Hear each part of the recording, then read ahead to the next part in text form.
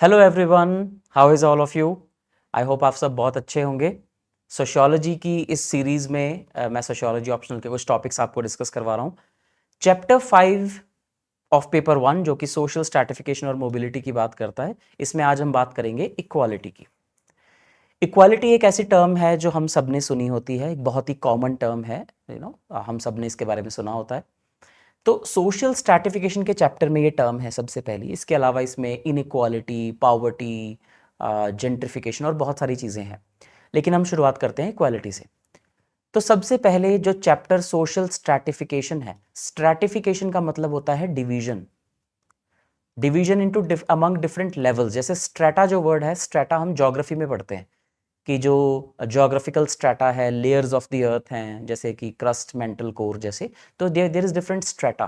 तो strata in society जब हम कह रहे हैं तो मतलब डिफरेंट लेयर्स या डिफरेंट लेवल्स हैं सोसाइटी में, कि भाई तुम सोसाइटी में सबसे ऊपर हो, फिर उससे नीचे, फिर उससे नीचे, like that. And then mobility का मतलब होता है कि इस स्ट्रेटा में या इस डिवीजन में, इस सेट ऑफ लेवल्स में आप एक से दूसरे लेवल पे कैसे मूव कर सकते हो। अगर आप मूव कर सकते हो और इजीली कर सकते हो तो उसे हम कहेंगे ओपन सोसाइटी, राइट। जैसे इंडिया में अगर हम कहें कि किसी को गरीब से अमीर बनना हो तो आर देयर अपॉर्चुनिटीज अवेलेबल, तो अगर तो हैं तो हम उसे कहेंगे कि भाई सोशल मोबिलिटी अवेलेबल है।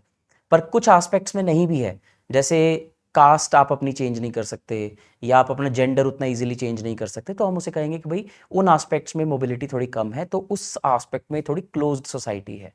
तो स्ट्रैटिफिकेशन एंड मोबिलिटी का ये हमारा चैप्टर है। इसमें हम डिस्कस करते हैं इक्वालिटी। अब देखिए, जो इक्वालिटी टर्म है इसका मतलब होता है the state of being equal, जब आप पे कोई ज़्यादा रिस्ट्रिक्शंस ना हो और आपका स्टेटस बाकी सबके बराबर हो, उसे हम कहते हैं इक्वालिटी। इक्वालिटी के बहुत सारे डायमेंशंस हो सकते हैं। पॉलिटिकल इक्वालिटी हो सकती है, social equality, economic equality, mostly ये तीन आते हैं। जैसे जब हम प्रिएम्बल टू द कॉन्स्टिट्यूशन पढ़ते हैं तो हम उसमें पढ़ते हैं लिबर्टी, इक्वालिटी, फ्रेटर्निटी, तो उसमें पढ़ते हैं equality of status end of opportunity, equality of status end of opportunity. तो यहाँ पे यानी कि बहुत ही क्लैरिटी थी जिन्होंने हमारा प्रिएम्बल लिखा है, objectives resolution bye Jawaharlal Nehru. उन्हें इस बात की क्लैरिटी थी कि भाई इक्वालिटी किस चीज़ की देनी है हमें, equality of status end of opportunity. Status यानी कि अब इसमें सोशल और इकोनॉमिक स्टेटस आ जाएगा। अपॉर्चुनिटी यानी कि opportunity to grow in life, to realise your aspirations in life. और ये सारा जो इक्वालिटी का कॉन्सेप्ट है, द फैक्ट कि हम liberty, equality, fraternity terms use कर रहे हैं, ये हमने कहां से ली है? फ्रेंच रेवोल्यूशन से। इसको फ्रेंच लैंग्वेज में कुछ कहते थे, I am not able to recall अभी। तो लिबर्टी, इक्वालिटी, फ्रेटर्निटी, ये तीनों के फ्रेंच वर्ड्स थे जो कि फ्रेंच रेवोल्यूशन का नारा था इन 1789। तो ये सारा का सारा सब्जेक्ट ऑफ सोशियोलॉजी ही फ्रेंच रेवोल्यूशन के बाद शुरू हुआ है, because the father of sociology is Auguste Comte. Auguste Comte या ऑगस्टे कॉन्ट इसको कहा जाता है। तो he is known as the father of sociology. तो ये 1798 में पैदा हुए थे फ्रांस में। तो इन्होंने अपने टाइम पे वो सारा टर्मोइल होते हुए देखा कि मैक्सिमिलियन रॉबस्पियर जो है वो इनसे, इनके जन्म से कुछ देर पहले ही मैक्सिमिलियन रॉबस्पियर का दौर रहा था, फिर डायरेक्टरी का रूल रहा, और फिर जब ये पैदा हुए तो ऑलमोस्ट उसी टाइम के दौरान नेपोलियन बोनापार्ट का रूल आया। फिर अर्ली 1800s में नेपोलियन ने अपना बुरी तरह से एक्सपेंशन शुरू कर दी, यूरोप में इतनी वॉर्स लड़ी, आधे से ज़्यादा यूरोप जीत लिया, and then finally he got defeated in 1815 in the battle of Waterloo, और फिर उसे कैद कर दिया गया एक आइलैंड पे। उसके बाद फ्रांस में और आसपास के यूरोप में बहुत ज़्यादा अपहीवल देखने को मिला, सोशल अपहीवल देखने को मिला। लोग जो थे फ्रेंच रेवोल्यूशन से इंस्पायर हो के उन्होंने यूरोप में बहुत सारे किंगडम्स में रिवोल्ट्स किए, रिबेलियंस किए। तो 1848 के रिबेलियंस या रिवोल्ट्स जो है वो बहुत ज़्यादा फेमस हैं जैसे। तो ऑगस्टे कॉन्ट इस तरह के माहौल में बड़े हुए तो उन्होंने सोशियोलॉजी एज अ सब्जेक्ट शुरू किया। कहने का मतलब ये है कि French revolution is the starting point of this subject of sociology, कि हम सोसाइटी को भी स्टडी करें। और ऑफ कोर्स इससे पहले तो एनलाइटनमेंट और रेनेसां का भी बहुत इसमें कंट्रीब्यूशन रहा है, बिकॉज जब हम रिलीजन को हर चीज के लिए रिस्पॉन्सिबल मानते थे, लेकिन जब साइंस आई तो साइंस ने रिलीजन की बहुत सारी बातों को नलीफाई कर दिया कि भाई धरती जो है वो गोल होती है। देन हमने सी रूट्स डिस्कवर किए, जैसे क्रिस्टोफर कोलंबस ने अमेरिका डिस्कवर किया, वास्को डी गामा ने इंडिया का सी रूट डिस्कवर किया, फिर जो फर्डिनेंड मैजेलन था इटालियन, उसने पूरी अर्थ का एक चक्कर लगाया, first person to do so. तो इससे ये बातें एम्पिरिकली प्रूव हो गई कि साइंस जो है वो सही है और रिलीजन ज़्यादातर गलत साबित हो रहा है। तो जब ऐसा हुआ तो ऑगस्टे कॉन्ट जैसे लोगों ने सोचा कि भाई क्यों ना हम सोसाइटी को भी साइंटिफिक तरीके से स्टडी करें। तो इसलिए साइंस ऑफ सोसाइटी के नाम से सोशियोलॉजी का एक सब्जेक्ट जो है वो पैदा हुआ। तो क्योंकि फ्रेंच रेवोल्यूशन के टाइम पे सोसाइटी इतनी ज़्यादा चेंजेस देख रही थी, इसलिए इक्वालिटी इनइक्वालिटी की वजह से ही सोशियोलॉजी का जन्म हुआ। तो इनइक्वालिटी फ्रेंच सोसाइटी में बहुत ज़्यादा थी। सोसाइटी 3 एस्टेट्स में डिवाइडेड थी। सबसे ऊपर क्लर्जी होते थे, फिर नोबिलिटी होते थे, फिर उसके बाद कॉमनर्स होते थे।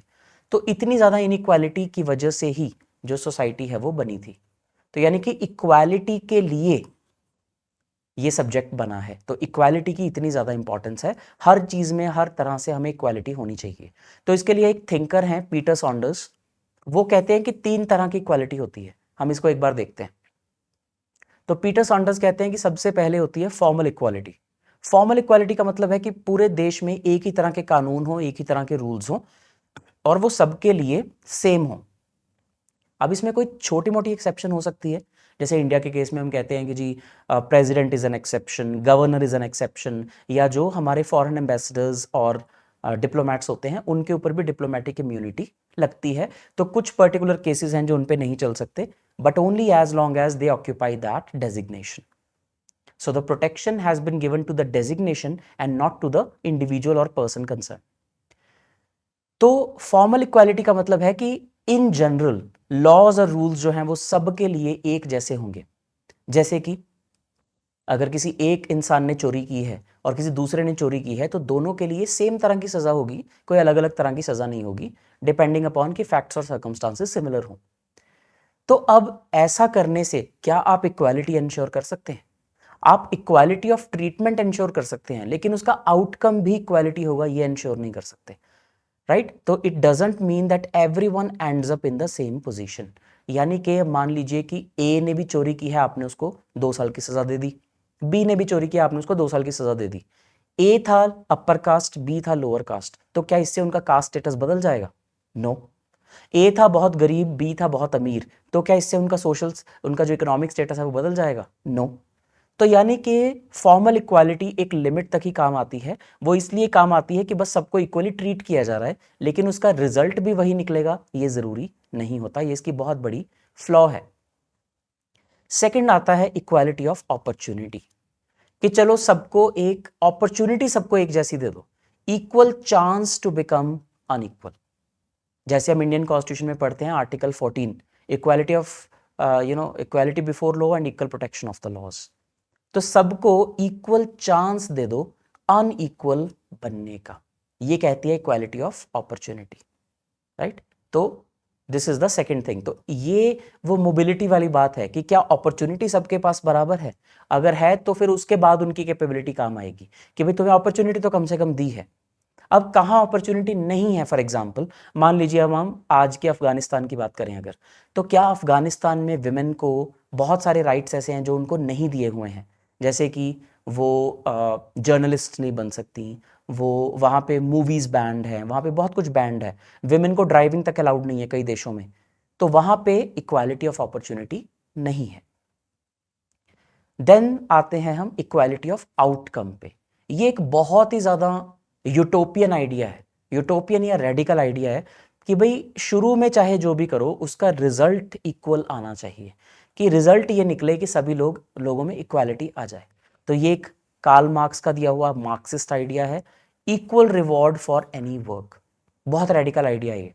इसका मतलब ये हुआ कि कार्ल मार्क्स ये कह रहे हैं कि दो लोग जो बिल्कुल अलग अलग तरह के काम कर रहे हैं, लेकिन दोनों को कंपेंसेशन बिल्कुल सिमिलर मिलनी चाहिए।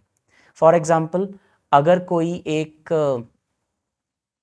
मान लीजिए कि कोई एक मजदूर है जो कंस्ट्रक्शन का काम कर रहा है, ईंटें सीमेंट लगा लगा के वो दीवार बना रहा है, तो कार्ल मार्क्स के अकॉर्डिंग एक दिन के उसको भी उतने ही पैसे मिलने चाहिए जितने लेट्स से किसी एक बहुत प्रोफेशनल या वेल क्वालिफाइड या वेल एक्सपीरियंस्ड वकील को मिलने चाहिए.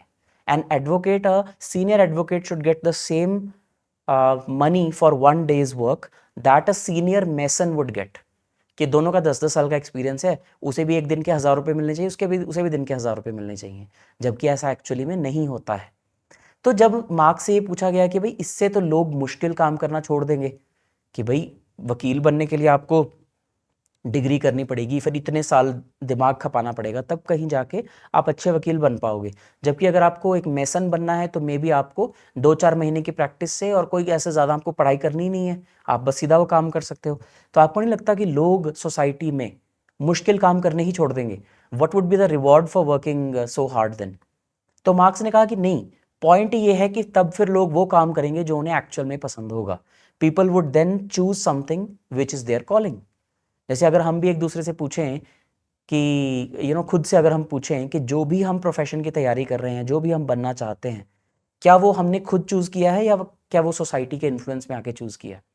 अगर आप सभी लोग आईएएस बनना चाहते हैं, तो आप आईएएस इसलिए बनना चाहते हैं कि उसकी सोसाइटी में बहुत रसूख है या उसकी सैलरी बहुत अच्छी होती है. अगर इतना ही ज़्यादा रसूख और इतनी ही ज़्यादा सैलरी एक पीएन की होती या एक बैंक के क्लर्क की होती, तो क्या आप उसकी भी तैयारी करते? Most likely yes. तो इसका मतलब ये हुआ कि अगर रेपुटेशन या क्लास या इकोनॉमिक स्टेटस ही आपका फाइनल पर्पस है, तो अगर सब में वो बराबर है, तो अब आप खुद से पूछेंगे कि यार सब में बराबर है, अब मैं देखता हूं कि मेरा इंटरेस्ट कहां पर है. Right? So that is the Marxist idea. लेकिन equal reward for any work, ये मार्क्स का कहना था. पर ये सिस्टम इतना ज़्यादा प्रैक्टिकल क्यों नहीं है? क्योंकि वाकई में अगर सबको एक जैसे पैसे मिलने लग जाएं, तो फिर जो काम करने मुश्किल हैं लोग वो करना बंद कर देंगे.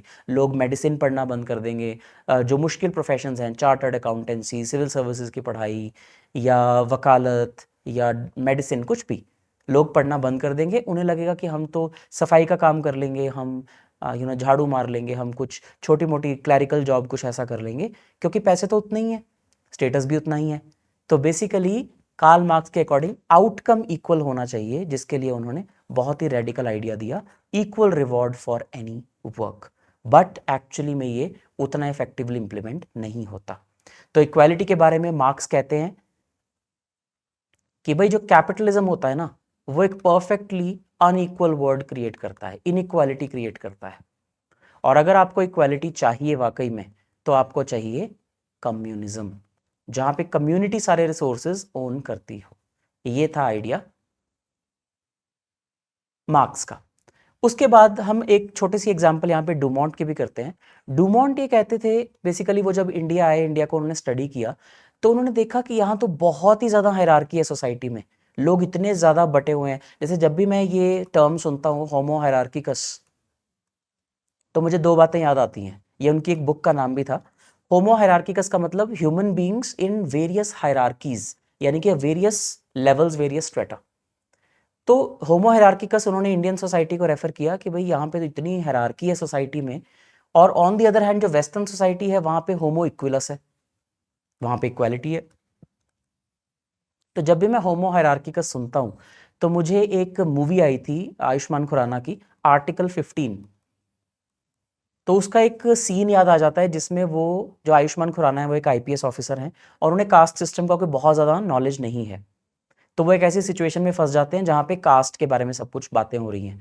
तो वो अपने सारे 5-6 ऑफिसर्स उनको घेर के खड़े होते हैं, वो उनसे पूछ रहे होते हैं कि भाई आपकी कास्ट क्या है, आपकी कास्ट क्या है, इससे ऊपर कौन होता है, इससे नीचे कौन होता है. So that 1.5 minute scene is a perfect example of homo हायरार्किकस.